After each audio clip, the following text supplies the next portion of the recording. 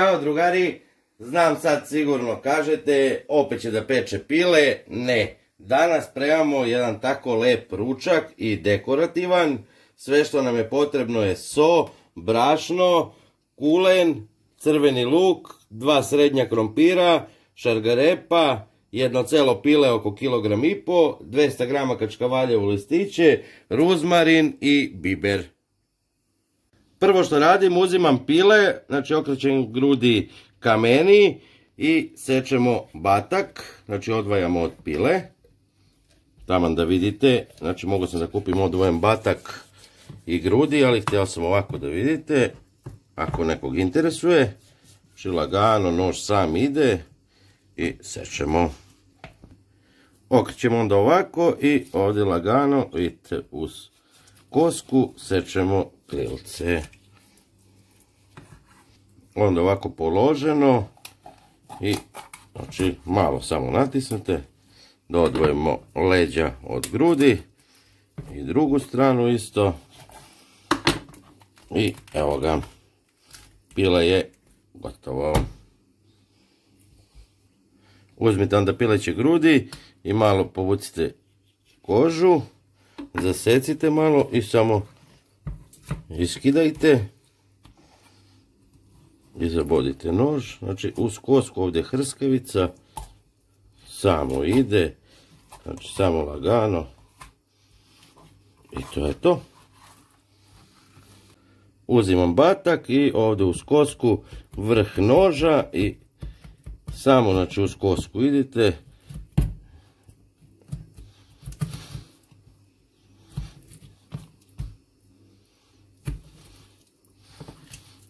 Stavite prst unutra, secite i sa druge strane i ovdje malo zasecite, okrenite i evo ga, batak je ispanglovan. Od ovoga ću samo koristiti, znači batak je i belo meso, leđa i krilca, to ću koristiti za supu. Uzimam batak i sečem na kockice, ne nešto sitne, onako. I belo meso isto tako na kockice. Kada ste nasekli piletinu, šargarepu isto sečemo na kockice. U principu nama treba jedne pileće grudi i 2 bataka za ovaj recept, ali ja sam eto uzeo pile da vi vidite zašto sve može da se iskoristi celo pile. Krompir isto sečemo na kockice, znači ne mora da budu baš sitne i krupne, onako neka sredina. Kad ste nasekli, u neku veću činiju stavite krompir i šargarepu i začinite. Znači ne baš puno soli jer ćemo i piletinu da solimo, bibera isto na vrh kašičice. I dodat ću malo ruzmarina. Rukom promešajte. Sipajte onda u neki pekač ili tepsiju. Onda uzimam piletinu, isto stavljam u činiju, isto da začinimo. Stavljam so, bibera na vrh kašičice i malo ruzmarina. Promešam i guram među krompir i šargarepu. Znači bitno je da krompir i šargarepa onako budu na dno, a meso odozgo, ali malo natisnite rukom da čisto uđe malo među krompira i šargarepe. Onda uzimam crveni luk, sečem ga na pola i ovako na rebarca, malo deblja slobodno. Stavljam preko, znači odvojite prstima, ovako. Nalijem vode, znači otprilike 2 deci vode za ovu količinu. I obavezno prekrijte poklopcem od pekača ili aluminijumskom folijom i stavljamo da se peče na 200 stepeni u rerni. Kad smo stavili da se peče u rernu, sad idemo na onaj lepši deo, dekorativni deo. Stavljam brašno. Na vrh kašičice dodajem prašak za pecivo, znači samo malo, bukvalno četvrtina kesice. Dajem so, znači ovako u prsti, ne baš nešto puno, i sipam vodu.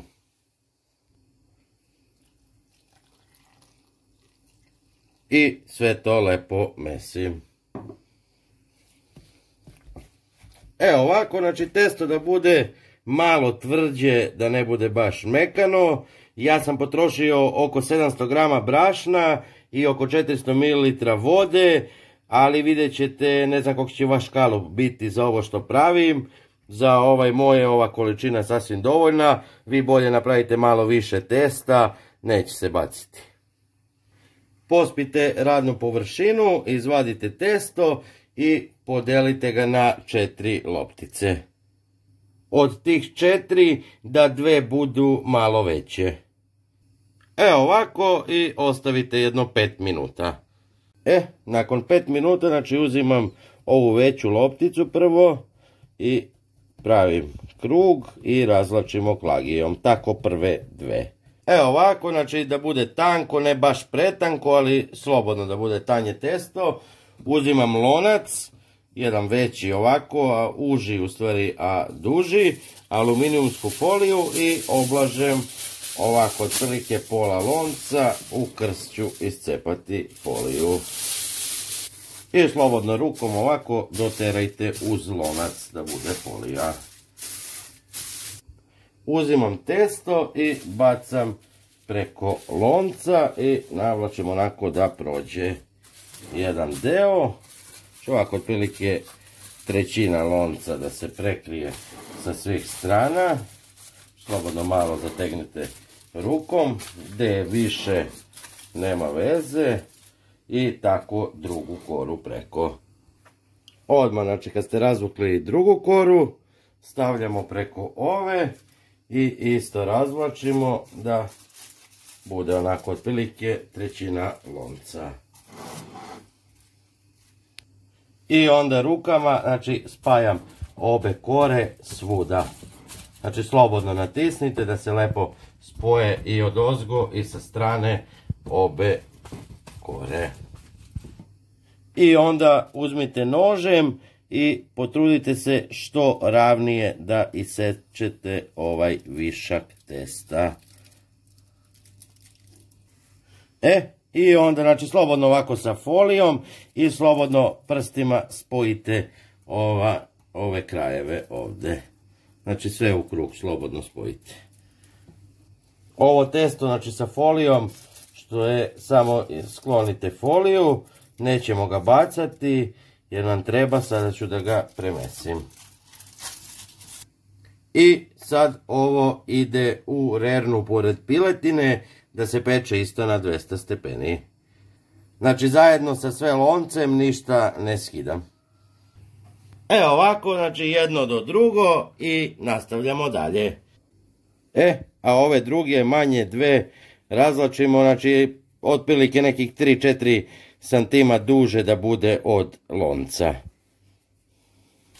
Kada ste razvukli testo, znači uzmite odmah pleh, stavite papir za pečenje i ovo lagano prebacite na sredinu.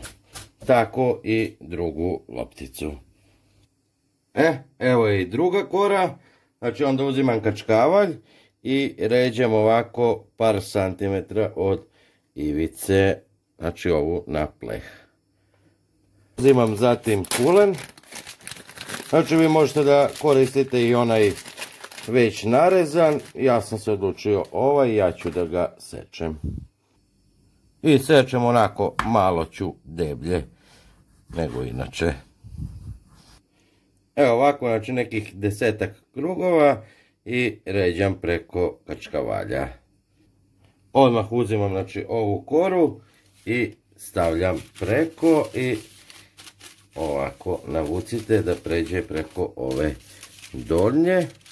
I sad možete prstima ovako da opšijete malo.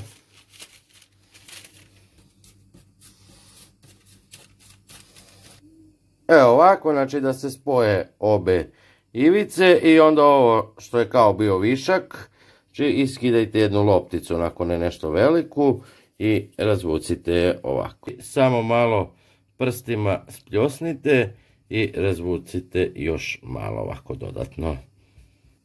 Evo ovako i sad uzmite ispod ove, stavite jedan kraj, natisnite, znači da se zalepi, okrenite, ubacite i ovaj deo isto možete ovako da spljosnete. Tako i za drugu stranu.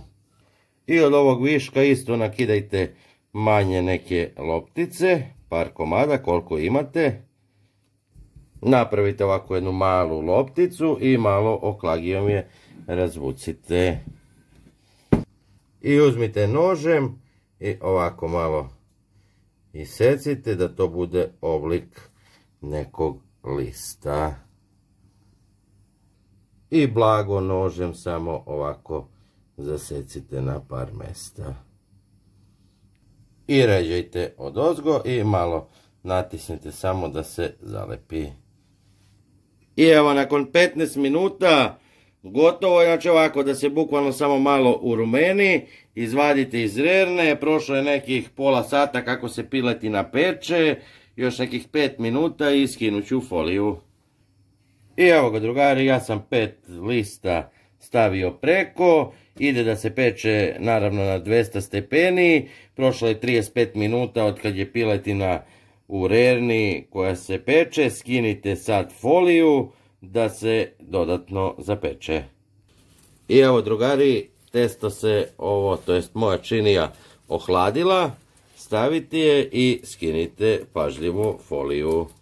I evo drugari, tačno nakon 25 minuta na 200 stepeni u rerni pečenja, a sat vremena tačno mesa, sve je gotovo i sada ćemo sve to da spojimo.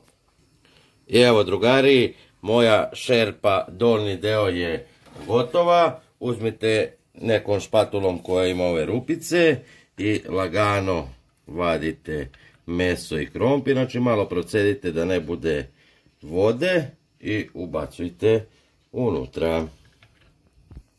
I evo drugari, ručak je sipan u moju šerpu, vidite kako izgleda. I sad onaj zadnji detalj koji će da krasi ovu moju šerpu, naravno poklopac. I to je to. Javite mi kako vam se sviđa, pravite, nije mnogo komplikovano i to je to. Vidimo se u sljedećem videu. Pozdrav!